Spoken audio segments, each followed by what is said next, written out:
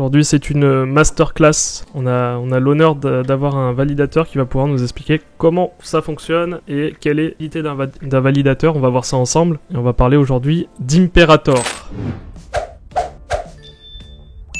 Alors, du coup, pour te raconter un peu toute l'histoire d'Imperator, donc nous, en fait, on a commencé l'activité en février 2021. Donc ça va bientôt faire 2 ans, pas encore. Et en fait, Imperator, donc c'est un validateur qui se concentre pour l'instant uniquement sur l'écosystème Cosmos. Donc actuellement, en fait, on est à peu près sur 40 blockchains de l'écosystème Cosmos. On est sur toutes les plus grosses chaînes. Hein. On est sur le Cosmos Hub, sur Osmosis, sur Evmos, sur Juno, etc. Au niveau de l'histoire d'Imperator, c'est Dylan et Ibrar qui, eux, étaient data engineers, qui ont commencé cette activité-là, du coup, en février 2021. Et en fait, ils se sont d'abord lancés sur une chaîne, un projet français qui s'appelle la Key Foundation. Donc, en fait, ils se sont d'abord lancés là-dedans, voir comment fonctionnait un validateur pour gérer l'infrastructure, etc., etc. Et en fait, après, au fur et à mesure, ils ont commencé à se lancer sur d'autres chaînes. Donc, il y avait Persistence. Et après, il y avait Osmosis qui est arrivé. Dylan et Ibrar ont commencé à discuter avec les cofondateurs d'Osmosis, avec Sunny, etc., pour savoir les différents besoins, ce dont ils avaient besoin, etc.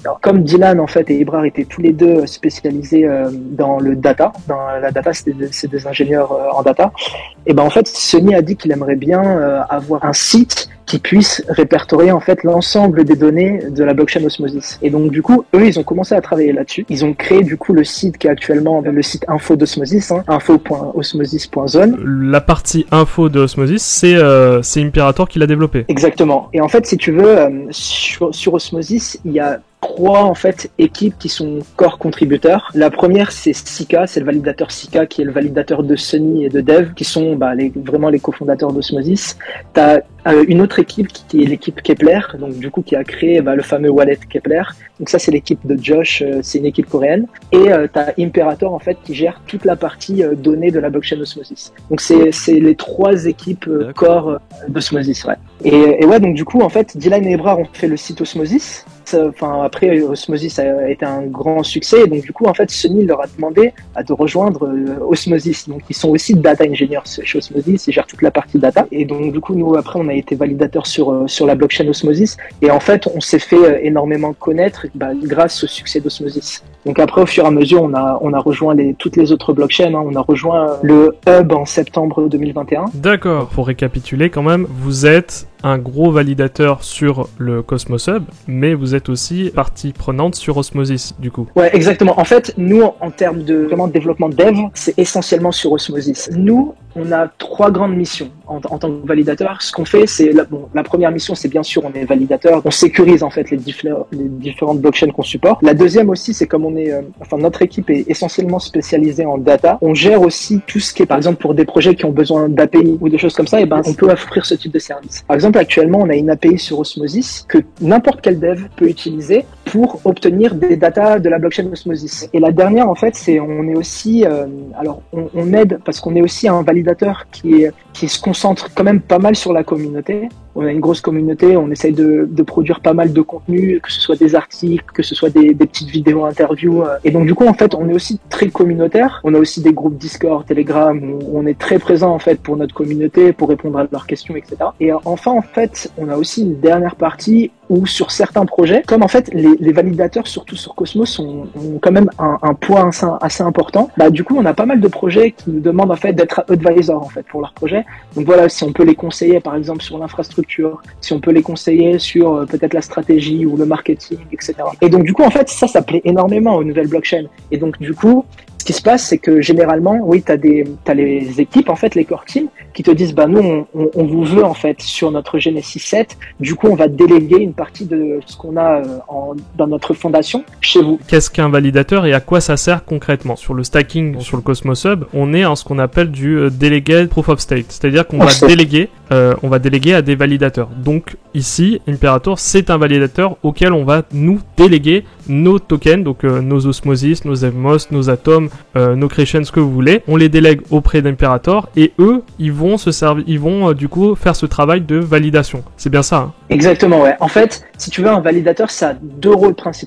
Le premier, c'est bien sûr d'offrir une infrastructure pour sécuriser une blockchain. Et donc, c'est là, en fait, où tu as le staking qui arrive. Donc, du coup, ouais, c'est exactement ce que tu as dit, c'est du Delegated Proof of Stake. Et la deuxième, c'est on valide, en fait, les transactions sur les blockchains. Donc, essentiellement. Donc, voilà, quand il y a des transactions qui passent, en fait, c'est des validateurs qui les valident, qui valident toutes ces transactions-là, ouais. Au-delà de ça, on vous délègue certes nos tokens, donc vous prenez un pourcentage, évidemment, pour le travail que vous apportez, donc c'est vous qui tenez les serveurs, en gros. Il y a autre chose aussi, c'est que vous avez aussi un pouvoir de vote aussi. Disons que c'est simple, quand on vous délègue nos tokens, on vous délègue aussi nos votes. Et exactement ça, ouais. Quand il y a des proposals qui arrivent sur le Cosmos Hub, donc soit en fait tu décides de laisser en fait entièrement ton pouvoir de vote au validateur, et donc le validateur lui vote selon ce qu'il pense être le mieux pour la blockchain. Par contre, si jamais tu n'es pas d'accord avec le vote de ton validateur, alors tu as toujours quand même le pouvoir de tes tokens. Donc tu peux en fait ce qu'on dit override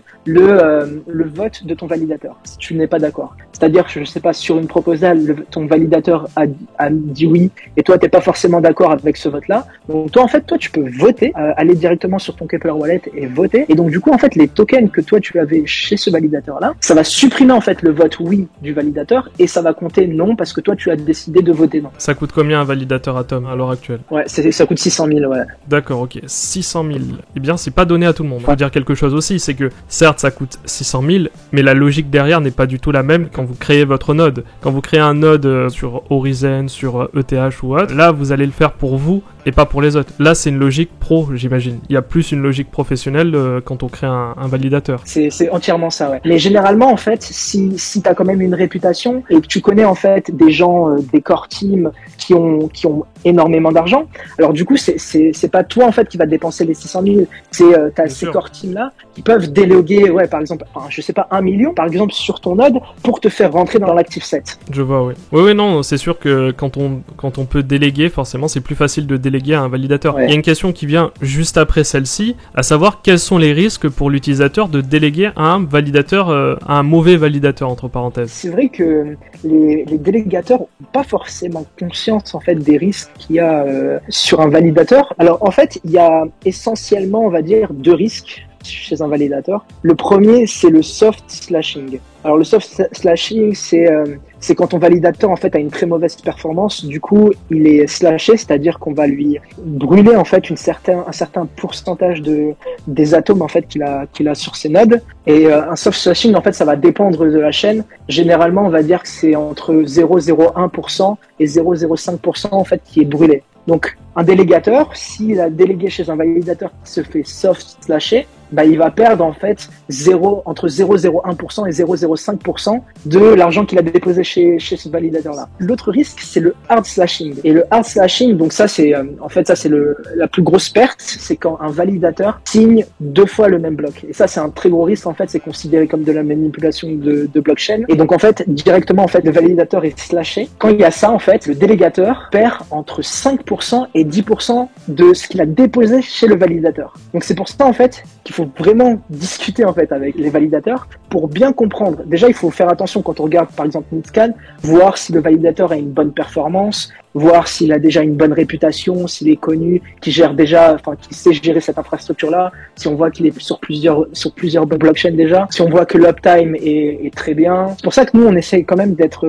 assez présent pour notre communauté. Donc, c'est-à-dire que dès qu'il y a des questions, on essaie d'y répondre un maximum. Voir aussi, en fait, leur système de sécurité. Nous, on a un système entièrement, de sécurité pour éviter, par exemple, la double signature, pour éviter le hard slash. On fait très attention à ça. Pareil pour le soft slash, hein, on a en fait, nos développeurs ont mis tout un système en fait de monitoring qui, dès qu'il y a un truc qui se passe, en fait, on reçoit directement une alerte pour agir très rapidement et pas avoir une baisse de performance. De cette manière-là, on va réussir en fait à se différencier de tous les autres validateurs. Et quand un validateur se fait hard slasher, et donc du coup qui fait une double signature, il est exclu et il est exclu en fait définitivement, donc à vie en fait, il peut plus revenir sur le réseau. Alors que pour le soft slashing en fait, il peut revenir sur le réseau. Pour le le soft slashing, on risque de se retrouver avec une érosion. C'est-à-dire que si la personne ne fait rien, petit à petit, toute la liquidité va disparaître, non? Non. Ta limite, en fait, c'est brûlé en fait une fois, donc entre 0,01% et 0,05%, et ensuite c'est tout. Après, le validateur peut en fait se libérer de la prison. En fait, il est emprisonné, on va dire, c'est jail, il est en jail, mais il peut se libérer en fait de cette prison et revenir en fait dans l'active set. Donc ça arrive. T'as des validateurs qui peuvent, enfin par exemple quand ils sont soft slashés, ils peuvent en fait rembourser. Donc ça aussi c'est quelque chose en fait à prendre en compte quand on choisit des validateurs. Ils peuvent rembourser en fait le montant qui a été brûlé. Et nous en fait c'est ce qu'on fait. Donc pour l'instant ça nous est jamais arrivé. On n'a pas encore eu j'espère qu'on en aura jamais. Hein. Mais ouais, on n'a pas eu de soft slashing et on n'a pas eu de hard slashing. Mais voilà, en cas de soft slashing, nous on prend en fait, on a une petite trésor en fait qu'on garde pour ça. C'est-à-dire que si jamais ça nous arrive, et ben du coup on rembourse nos délégateurs. Par contre pour le hard slashing, malheureusement il y a quasi aucun validateur qui peut prendre en charge ça. On a une question sur le chat. Selon toi, quels sont les critères d'un bon validateur? En liste, je dirais bien regarder la performance, bien regarder en fait les contributions que fait votre validateur. Par exemple, et ça peut être bien parce que ça va être lié au airdrop. Donc il y a des airdrops en fait qui peuvent aller en fait sur des validateurs qui offrent des spécificités. Par exemple, être relayeur. Je sais qu'il y a quelques mois, il y avait Signal qui avait annoncé un airdrop et qui airdropait en fait qu'aux validateurs qui étaient relayeurs, parce que forcément relayeur c'est un rôle vraiment important en fait dans l'écosystème Cosmos. Donc certains projets en fait pour remercier ces validateurs qui sont relayeurs vont airdropper en fait à ces validateurs là. Donc regardez en fait les contributions que fait le validateur, s'il est relayeur par exemple, s'il contribue sur différents écosystèmes, s'il est actif en fait dans la communauté, etc. Ça peut être bien parce que voilà, vous pouvez être récompensé grâce aux différentes initiatives de votre validateur. L'autre point aussi, c'est en fonction des commissions. Donc, il faut aller chez des validateurs qui ont au minimum 1% de commission, parce que généralement, les validateurs qui ont 0% de commission sont souvent exclus en fait des airdrops. Même chose pour les validateurs centralisés. Hein. Donc, n'allez pas chez des validateurs tels que Binance, Kraken, Coinbase, tout ça. Pourquoi? Parce qu'ils sont tout le temps exclus des airdrops. Choisissez aussi du coup quand même des validateurs qui sont présents, qui peuvent répondre à vos questions. Comment vous voyez le futur des validateurs? Parce que je vois que en fait depuis le début quand même, je trouve que les validateurs vous professionnalisez de plus en plus, et surtout sur Cosmos où en fait de 1 ou 2 personnes qu'il y a, plus les teams, vous agrandissez les teams, vous proposez de plus en plus de services. Est-ce que vous pensez je pense que finalement les validateurs vont tous être professionnels plus ou moins, ou il va y avoir encore la place pour des petits validateurs, des gars qui opèrent ça tout seuls dans leur coin, où ça va vraiment être que des sociétés avec un business vraiment d'être validateur, une vraie entreprise, quoi. Ouais, effectivement, ça aussi c'est quelque chose qu'on remarque en fait de plus en plus, c'est qu'il y a énormément en fait maintenant d'entreprises, ça commence à devenir du coup de plus en plus difficile pour des personnes en fait qui voulaient juste se lancer dans le business comme ça, pour rentrer en fait dans des active sets, ça devient vraiment compliqué. Et donc c'est pour ça que nous aussi du coup on essaye de se différencier en fait pour ne pas être simplement un validateur, mais proposer d'autres services, parce que c'est comme ça en fait qu'on va réussir à agrandir notre business et à pouvoir en fait rester sur toutes les blockchains qu'on sécurise actuellement. Est-ce que du coup vous pensez qu'il va falloir forcément si on reste communautaire un petit peu, il va falloir proposer d'autres choses, je vois qu'il y en a qui essayent de faire des trucs avec des NFT, vous peut-être proposer de l'infrastructure et en fait faire plein d'autres services en plus. Qu'être validateur, on pourra plus juste dire je suis validateur et je fais bien mon travail. Il faudra faire bien plus qu'un validateur, quoi. C'est déjà le cas, parce que si tu veux, en fait, moi je discute avec plein de projets en fait qui vont bientôt se lancer sur Cosmos, et à chaque fois en fait les questions c'est qu'est-ce que vous avez à nous proposer d'autre en fait que juste être validateur. En fait, les projets eux-mêmes cherchent d'autres services. Ce qu'on fait nous, en proposant des infrastructures, en proposant aussi du contenu en fait pour la communauté. Par exemple, là récemment, on s'est lancé plusieurs épisodes en fait pour c'était un peu inspiré de Combini parce qu'on aimait